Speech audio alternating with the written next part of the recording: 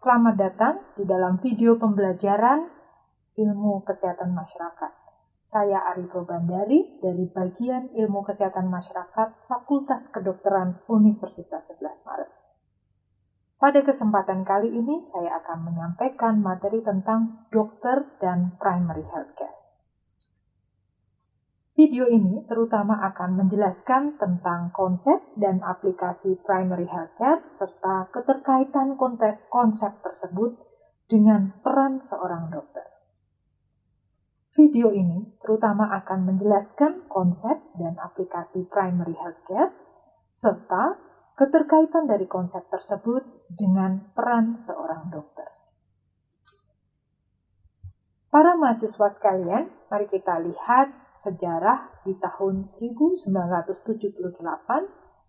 yaitu adanya International Conference on Primary Healthcare yang diselenggarakan di Alma-Ata, Soviet Union pada tahun 1978. Conference itu menjadi sangat bermakna karena merupakan tonggak penting bagi perubahan wajah pelayanan kesehatan yang semula berfokus kepada kuratif dan rehabilitatif menjadi suatu pelayanan kesehatan yang lebih komprehensif. Di dalamnya terdapat unsur pelayanan kesehatan promotif dan preventif.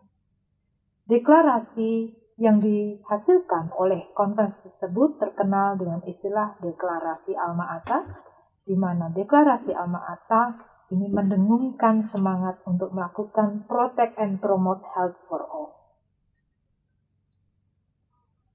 Ada beberapa keputusan yang terkandung di dalam Deklarasi Alma-Ata, namun dalam video ini saya akan terutama mendiskusikan 3 hasil utama.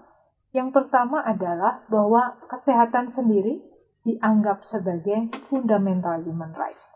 Artinya di sini harus ada semacam pelayanan kesehatan dasar yang bisa diakses oleh semua orang, tidak tergantung dari status sosial ekonomi atau gender atau umur, semuanya berhak mengakses pelayanan kesehatan dasar. Yang kedua adalah yang sudah saya sebutkan tadi, bahwa pelayanan kesehatan ini berubah wajah dari kuratif dan rehabilitatif menjadi suatu pelayanan kesehatan yang lebih komprehensif. Di dalamnya ada unsur promotif dan preventif. Dan yang terakhir adalah partisipasi masyarakat, di mana untuk pertama kalinya di dalam deklarasi ini disinggung bahwa pelayanan kesehatan sendiri harus dilakukan dengan adanya partisipasi masyarakat. Lalu bagaimana penerapan konsep primary healthcare itu di Indonesia dan apa yang disebut dengan reformasi kesehatan di tingkat praktis di Indonesia? Ada beberapa elemen primary healthcare, ya. Kita sebut sebagai 8 elemen primary healthcare.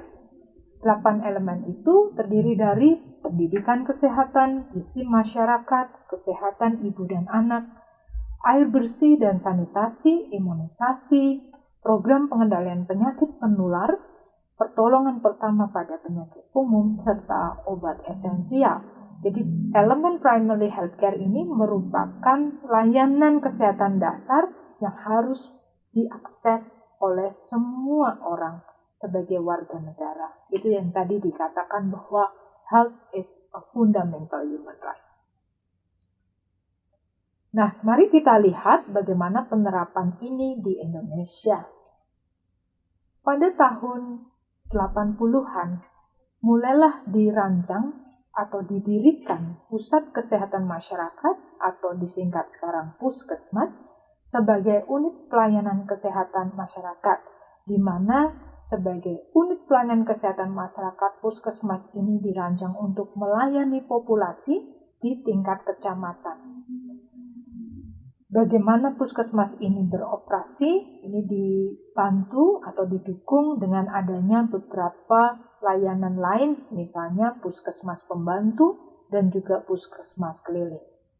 Puskesmas ini mempunyai 3 fungsi sebagai pusat pengembangan kesehatan, pusat pemberdayaan masyarakat, dan pusat pelayanan kesehatan primer.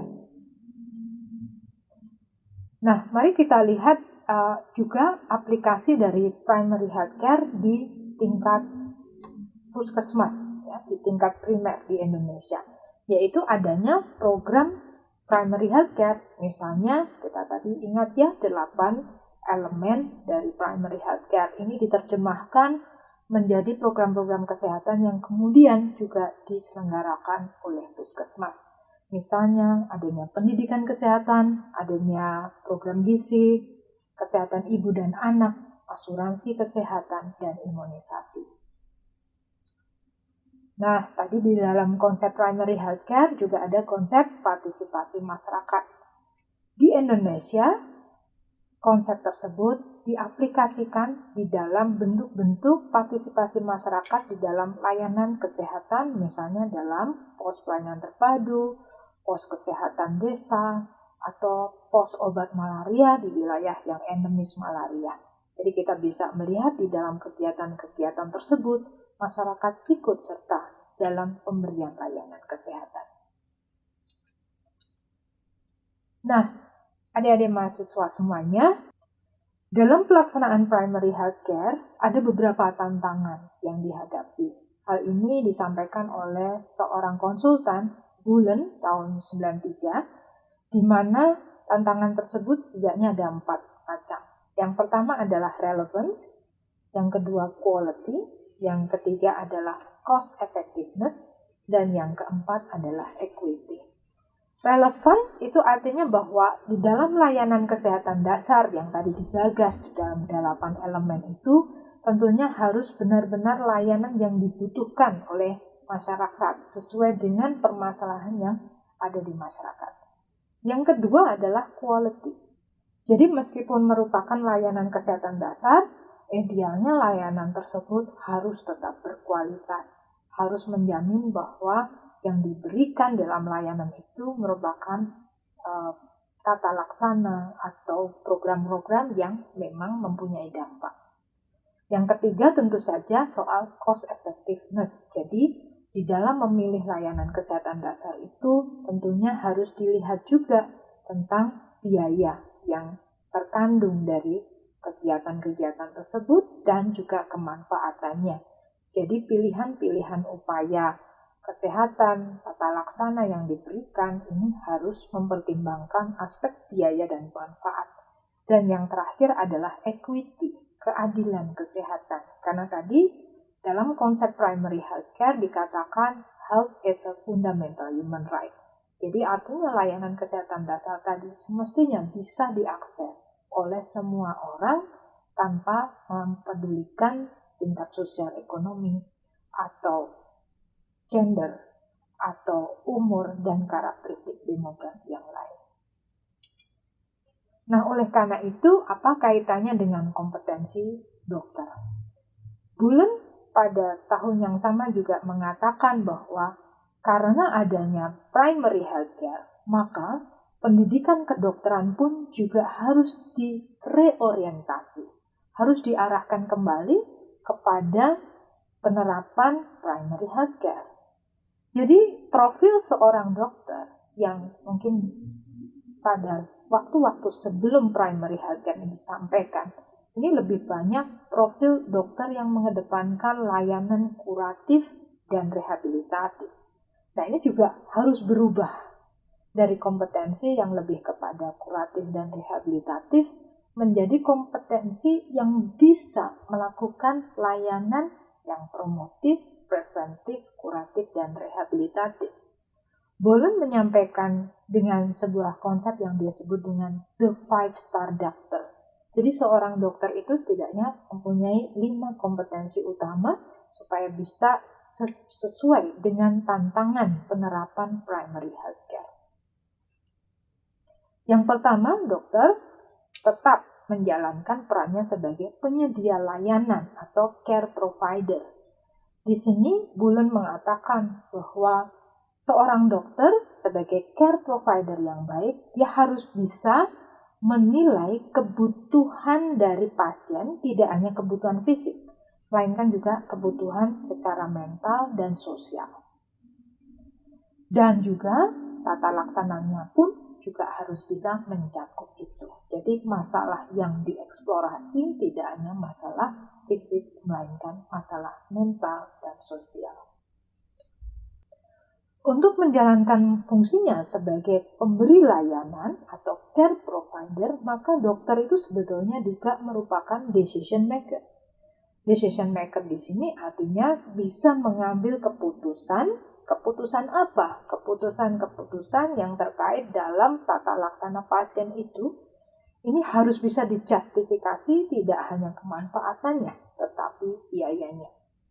Misalnya, seorang dokter memilih metode diagnosis tertentu yang dia pilih dengan pasien, ini harus dilakukan secara transparan dan menilai baik dalam hal kemanfaatan maupun biayanya.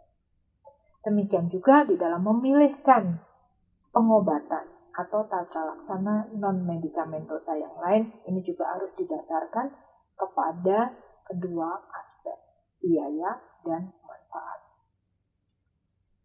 Yang ketiga, sebagai 5-star doctor, seorang dokter itu harus bisa untuk menjadi komunikator.